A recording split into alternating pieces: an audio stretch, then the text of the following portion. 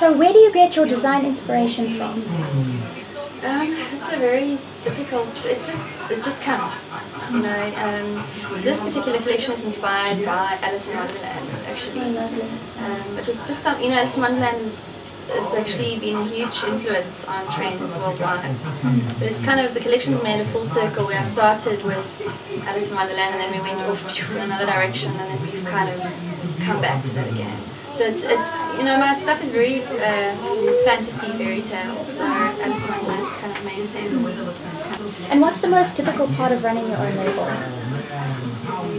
The most difficult part is to get is the selling, actually, you know, to make the money and to keep this whole setup going. Yeah. It's hard. It's nerve-wracking sometimes. Sometimes you don't know, how you get paid stuff at the end of the month, whatever. But I wouldn't have it any other way. It's amazing. What trends do you see being big for spring? I see a lot of fabulous stuff here. Thanks. Trends, I don't really like to stick to trends that much. I mean, obviously you have to, you know, if a certain sleeve is popular, then you have to go with that.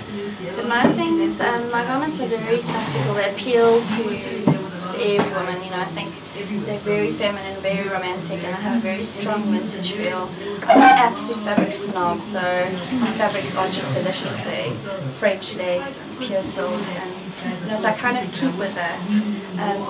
We've got a lot of bright colours coming through, lots of blue, which is a big influence from the Alice in Wonderland movie. So blue's big for the season. We're doing lots of blue.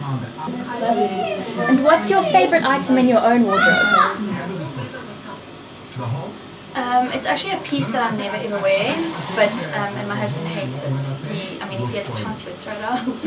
But it's a little vintage black crepe little jacket with original 1950s crystal beads on it. It's a little collar, and you know, it's got all this beautiful beadwork. But it just doesn't fit me properly. But it's a piece that I will get beautifully in the wardrobe, tissue paper and everything. But you know. Okay. Well, if you had to recommend one item of clothing to the readers and listeners, what would it be? Definitely a beautiful little dress. I think for this season we're doing quite a lot of layering, transparents and little petticoats with vintage details and stuff, so I'd say that. And then lastly, what are your top beauty tips for winter? Just keep well moisturized. Very moist and warm, and layering.